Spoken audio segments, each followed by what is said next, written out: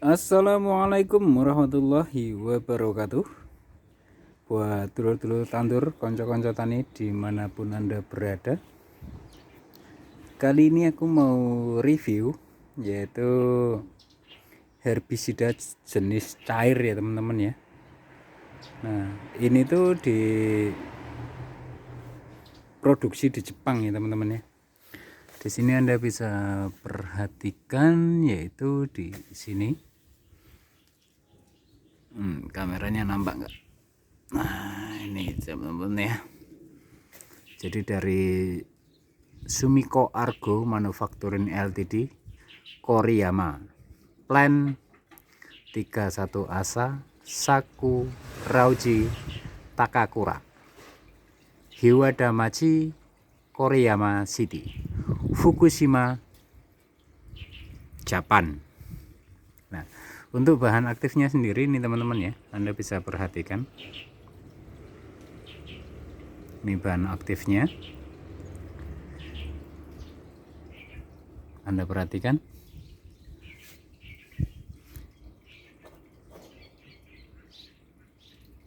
Lanjut buat teman-teman semuanya, obat ini kalau di Taiwan itu diimpor ya, diimpor oleh perusahaan Sumitomo Chemical Co Ltd, dan ini adalah untuk isinya ya teman. Jadi ada isinya tuh 500 cc kali 30, dalam satu dus itu ada 30 botol atau 30 piece. Nah, dan ini adalah barcode ID-nya.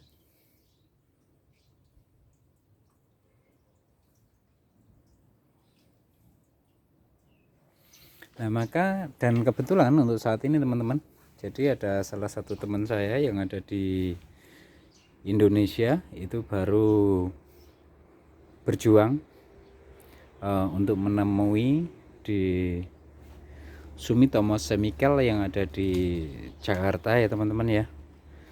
Harapan saya nanti bisa terjalin sebuah kerjasama, bisa menghadirkan obat dari herbisida dari Jepang ini untuk dipasarkan di Indonesia teman-teman ya.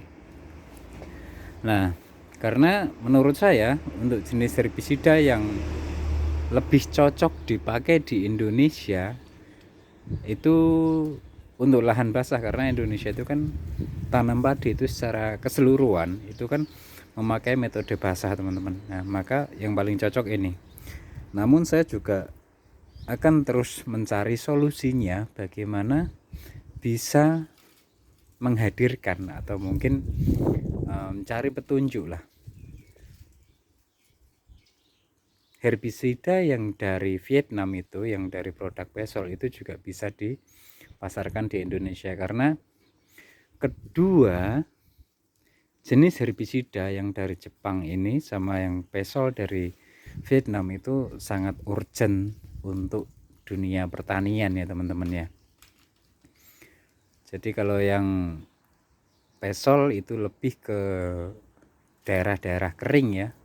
Jadi untuk mengatasi rumput itu untuk lahan kering itu sangat istimewa. Anda bisa lihat di video-video saya sebelumnya. Dan ini pun juga demikian. Yang dari Jepang ini juga baru dipakai sekitar 2 musim ini teman-teman. Dipasarkan di Taiwan pun ini juga termasuk produk baru. Nah, maka petani Taiwan pun juga istilahnya saat ini tuh lebih banyak pengaplikasiannya, cara penggunaannya itu pun ada berbagai metode teman-teman. Jadi di metode musim lalu itu dispray selayaknya kita nyepray umumnya itu ya teman-teman. Jadi ada di video sebelumnya juga. Nah, itu secara otomatis penggunaannya akan lebih banyak teman-teman. Nah, untuk di musim ini itu saya lebih banyak tahunya penggunaan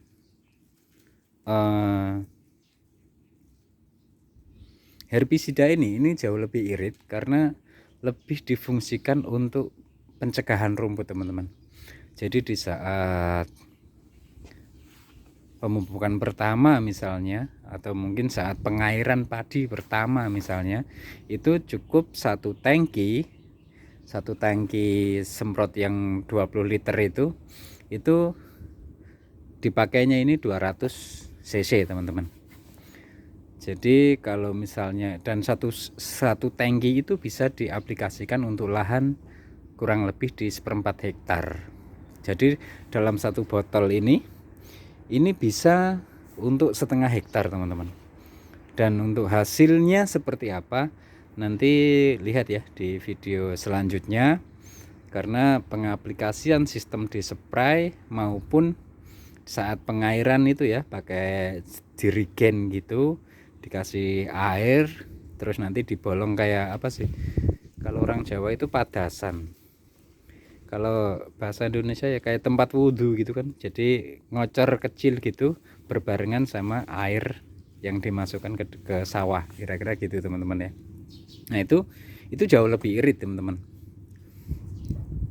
Nah kalau mungkin lahannya lahan tak ada hujan, itu ya mungkin idealnya di spraykan ya teman-teman ya, di spray dengan stick yang panjang. Kemarin aku bikin tutorialnya itu sticknya panjangnya ada 2 meter lah ya, 2 meter 2,5 meter lah, yang satu jalur gitu teman-teman. Kalau pun kalian nggak ada stick yang panjang itu, kalian nggak usah pakai stick malahan. Jadi dari keran selang mesin spray itu ya, kalian buka kecil gitu aja sudah. Nah itu untuk lahan-lahan sawah tak ada hujan. Oke, buat teman-teman semuanya, kembali saya sampaikan, saya berharap besar usaha teman saya yang saat ini sedang di Jakarta untuk istilahnya merayu orang-orang dari Sumitomo Chemical yang ada di Jakarta, semoga berhasil ya teman-teman ya. Lanjut, saya juga terus akan berjuang bagaimana mendapatkan herbisida yang dari Vietnam. Nah itulah satu alasan teman-teman semuanya ya, kenapa saya itu tidak langsung dari Taiwan. Nah jadi gini teman-teman ya, saya kasih penjelasan di video kesempatan kali ini. Kalau barang ini dari Jepang diekspor ke Taiwan terus dikirim lagi ke Indonesia, itu otomatis harganya kan lebih mahal teman-teman ya. Itu satu. Kedua juga dari Vietnam juga demikian, misalnya herbisida yang jenis dari Vietnam itu dikirim ke Taiwan, dari Taiwan dikirim ke Indonesia, itu kan muter-muter, otomatis cost biaya operasionalnya lebih mahal itu juga. Nah yang kedua adalah masalah visa teman-teman. Jadi visa itu kan ada bermacam-macam ya, ada satu mungkin visa bisnis, visa pelajar, ada visa pelancong atau visa turis kan gitu teman-teman. Ada juga visa pelajar dan juga mungkin terakhir ada visa kerja. Dari masing-masing visa itu pastinya tupoksinya itu berbeda, penggunaannya itu juga berbeda teman-teman. Jadi kalian bisa terjemahkan sendiri, saya ke Taiwan itu menggunakan paspor apa, visa apalah, pakai visa apa kan gitu teman-teman. Jadi saya berusaha lah menghindari hal-hal yang berkaitan dengan hukum, itu saya berusaha teman-teman. Artinya di negara sini tuh hukumnya agak beda dengan Indonesia. Tapi saya akan terus berjuang bagaimana caranya kalau bisa nanti dari Vietnam itu langsung dikirim ke Indonesia. Nah, pertama saya akan usahakan yang dari Jepang ini dulu teman-teman ya. Semoga berhasil. Oke, buat teman-teman semuanya, semoga pada video kali ini bisa menginspirasi kalian semuanya, atau mungkin bahkan dengan bahan aktifnya yang saya tampilkan di sini, mungkin juga bisa menginspirasi kalian untuk menciptakan menciptakan sendiri. Wah, itu lebih keren lagi. Oke, sekian dari saya, Gembel Taiwan. Mohon maaf bila mana ada salah kata dan sapa. Tidak lupa ada salam pecel, petani cerdas luar biasa. Akhir kata dari saya, Gembel Taiwan. Wabillahi taufik wal hidayah. Wassalamualaikum warahmatullahi wabarakatuh.